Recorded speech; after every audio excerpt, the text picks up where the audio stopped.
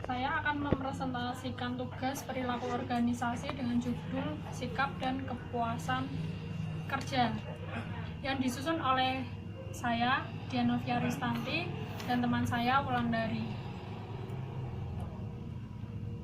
Yang pertama adalah sikap. Sikap adalah pernyataan evaluatif baik menyenangkan maupun tidak menyenangkan terhadap objek, individu, atau peristiwa. Apa saja komponen utama dari sikap? 1. Komponen kognitif, yaitu segmen opini atau keyakinan dari sikap. Yang kedua, komponen efektif. Komponen efektif adalah segmen emosional atau perasaan dari sikap. Yang ketiga, komponen perilaku. Komponen perilaku adalah niat untuk berperilaku dalam cara tertentu terhadap seseorang atau sesuatu. Apakah sikap kerja yang utama? 1. Kepuasan kerja. Perasaan positif tentang pekerjaan seseorang yang merupakan hasil dari evaluasi karakteristiknya. Yang kedua, keterlibatan pekerjaan. Mengukur tingkat sampai mana seseorang memihak pekerjaan, berpartisipasi secara aktif di dalamnya, dan menganggap kinerja itu penting sebagai bentuk penghargaan diri. Yang ketiga, komitmen organisasional. Tingkat sampai mana seseorang karyawan memihak sebuah organisasi serta tujuan-tujuan dan keinginannya untuk mempertahankan keanggotaan dalam organisasi. Komitmen ada 3, yaitu komitmen efektif merupakan perasaan emosional untuk organisasi dan keyakinan dalam nilai-nilainya.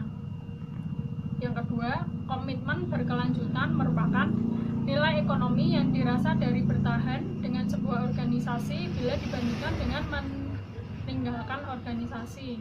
Yang ketiga, komitmen normatif merupakan komitmen untuk bertahan dengan organisasi untuk alasan-alasan moral atau etis. Kepuasan kerja, suatu perasaan positif tentang pekerjaan seseorang yang merupakan hasil dari sebuah evaluasi karakteristiknya.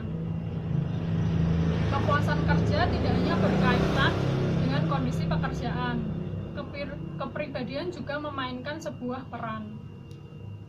Sebagai contoh, beberapa individu dipengaruhi untuk menyukai hampir segala hal, dan individu lain merasa tidak senang, bahkan dalam pekerjaan yang tampaknya sangat hebat.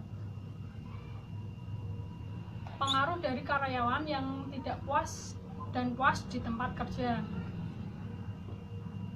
1. Keluar. Ketidakpuasan yang diungkapkan melalui perilaku yang ditunjukkan untuk meninggalkan organisasi. Yang kedua, aspirasi. Ketidakpuasan yang diungkapkan melalui usaha-usaha yang aktif dan konstruktif untuk memperbaiki kondisi. Yang ketiga, kesetiaan. Ketidakpuasan yang diungkapkan dengan cara aktif menunggu membaiknya kondisi. Yang keempat, pengabdian.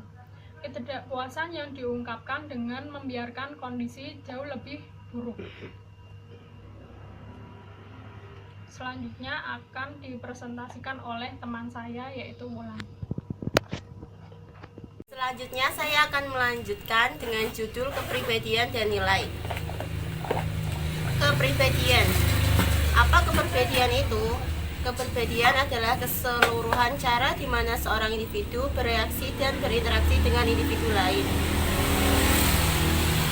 1. Faktor keturunan. Yang pertama, merujuk pada faktor genetis seorang individu. Yang kedua, faktor lingkungan. Faktor yang memiliki pengaruh terhadap pembentukan karakter lingkungan. Sifat-sifat kepribadian.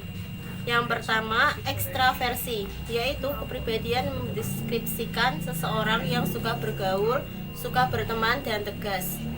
Yang kedua, agreeableness atau mudah bersepakat, yaitu kepribadian yang mendeskripsikan seseorang yang bersifat baik dan penuh kepercayaan.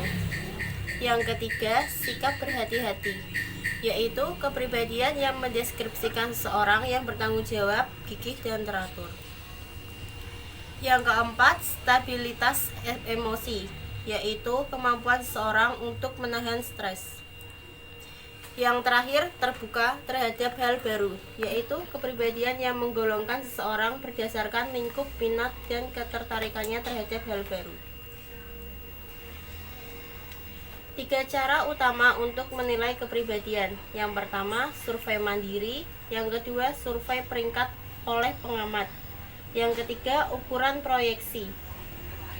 Selanjutnya, bab nilai. Yang pertama, menurut Frankel, nilai adalah ide atau konsep tentang apa yang dipikirkan seseorang. Kemudian, Dhananjaya, nilai merupakan pengertian-pengertian yang diayati seseorang mengenai apa yang lebih penting atau kurang penting. Pentingnya nilai memberikan pengertian mengenai sikap, motivasi, perilaku individu, dan budaya. Mempengaruhi persepsi terhadap dunia di sekitar kita. Selanjutnya, menghasilkan interpretasi benar dan salah, dan menyiratkan beberapa perilaku. Macam-macam nilai. Yang pertama, nilai imaterial atau tidak berwujud, yaitu sebuah bentuk akan nilai yang dimana dianggap sulit untuk dilakukan perubahan. Contohnya, persahabatan sejati, lulus ujian, dan kesetiaan. Yang kedua, nilai material atau berwujud, yaitu sebuah bentuk akan nilai yang dianggap akan berguna bagi manusia. Sekian dan terima kasih presentasi dari saya, Wulandari dan Dianovia.